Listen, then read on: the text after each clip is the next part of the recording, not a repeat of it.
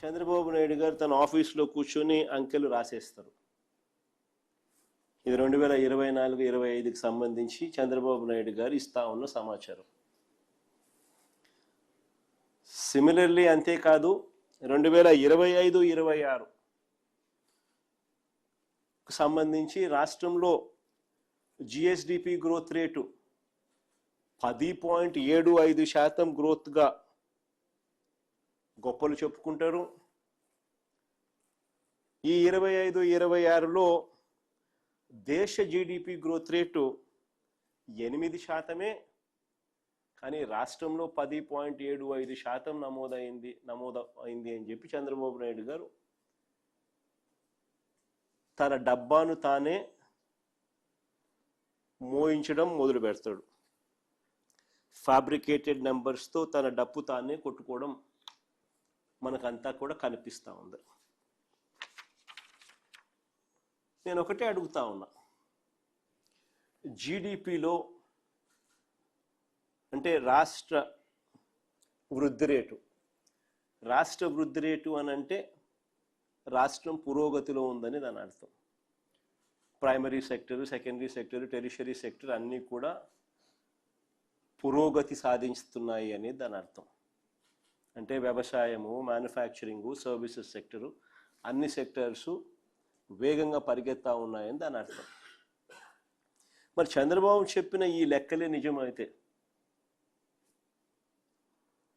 జిఎస్డిపిలో ఈ మేరకు growth rate నిజంగానే కనిపిస్తూ ఉంటే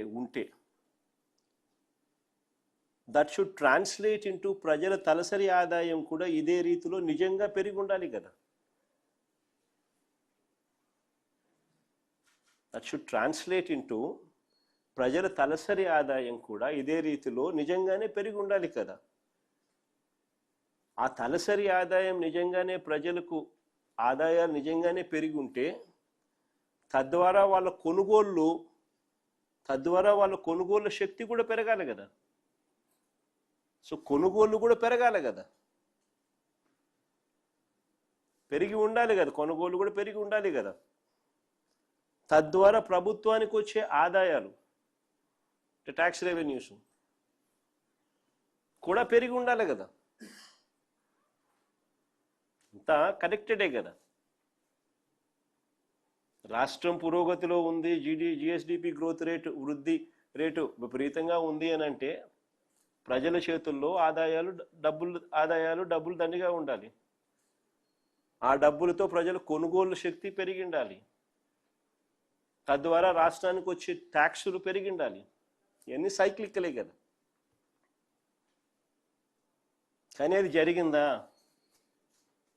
ఇది వాస్తవమేనా అన్నది ఒక్కసారి గమనిస్తే 2024-25 చంద్రబాబు నాయుడు గారి మొదటి సంవత్సరంలో రాష్ట్రానికి వచ్చే సొంత ఆదాయాలు 119,927 కోట్లు వస్తుందని బడ్జెట్లో చెప్పారు చంద్రబాబు. అప్పుడు కూడా కానీ ఆ ఏడాది వాస్తవంగా వచ్చిన ఆదాయం ఎంత అని చూస్తే 94,937 కోట్లు మాత్రమే.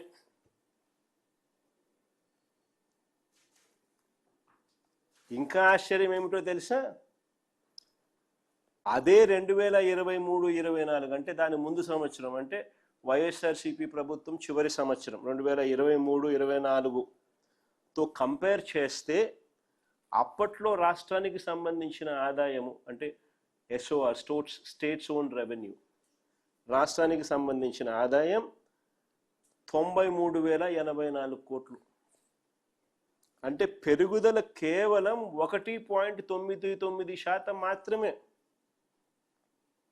2023-24లో రాష్ట్రానికి సంబంధించిన ఎస్ఓఆర్, స్టేట్స్ ఓన్ రెవెన్యూస్ సొంత ఆదాయాలు 93,084 కోట్లు ఉంటే 2024-25లో వాస్తవికంగా 94,937 కోట్లు మాత్రమే వచ్చాయి.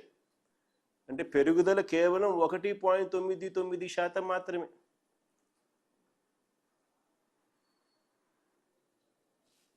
బడ్జెట్లో ఈయన లెక్కలేసిన 1,19,927 కోట్లు గాలికి ఎగిరిపోయింది. పోనీ 2025-26లో చూద్దాం. 2025-26లో కూడా వాస్తవికంగా నీకు 94,937 కోట్లు మాత్రమే వచ్చిన పరిస్థితులు నీకు కనిపిస్తూ ఉంటే, చంద్రబాబు నాయుడు గారు 2025-26లో కూడా బడ్జెట్ గారడీ చేస్తూ ఏకంగా రాష్ట్రానికి సంబంధించిన ఆదాయాలు, స్టేట్స్ ఓన్ రెవెన్యూస్ 1,27,703 కోట్ల కింద ప్రొజెక్ట్ చేశారు బడ్జెట్లో. కానీ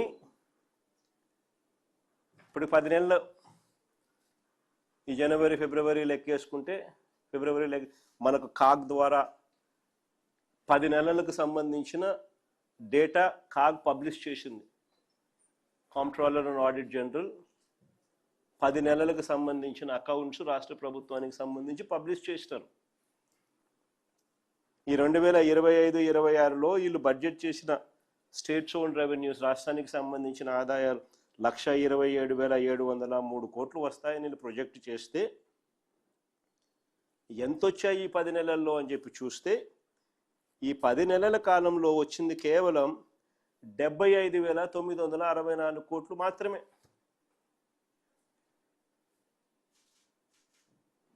ఇదే ఇంతకు ముందు 10 నెలల కాలానికి 2024-25 ఆ 10 నెలల కాలానికి ఎంత వచ్చినాయి అని చెప్పి చూస్తే అప్పట్లో 72,864 కోట్లు.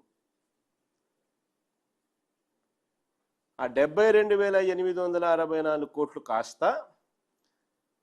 ఈ 10 నెలల కాలం 25-26లో ఈ 10 నెలల కాలానికి 75,964 కోట్లు మాత్రమే వచ్చాయి. పెరుగుదల కేవలం 4.25%.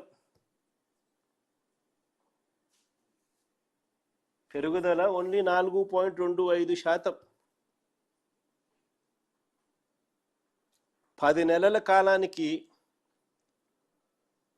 75,964 కోట్లు వస్తే, ఈయన ప్రొజెక్ట్ చేసిన 1,27,703 కోట్లు ఏదైతే స్టేట్స్ ఓన్ రెవెన్యూస్ సంవత్సరం ముగిసే లోపల వస్తుంది అని చెప్పి ఇంతకుముందు బడ్జెట్లో ఏదైతే చెప్పాడో, దాన్ని ఆయన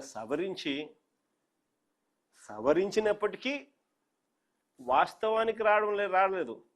అక్కడ కూడా మళ్ళా మోసం చేసే ఉద్దేశంతోనే ఏకంగా సవరించిన ఎస్టిమేట్లో, రివైజ్డ్ ఎస్టిమేట్లో రాష్ట్రానికి సంబంధించిన ఆదాయాలు 1,12,349 కోట్లు వస్తాయని రాశాడు బడ్జెట్ డాక్యుమెంట్స్లో, స్టేట్స్ ఓన్ రెవెన్యూస్లో.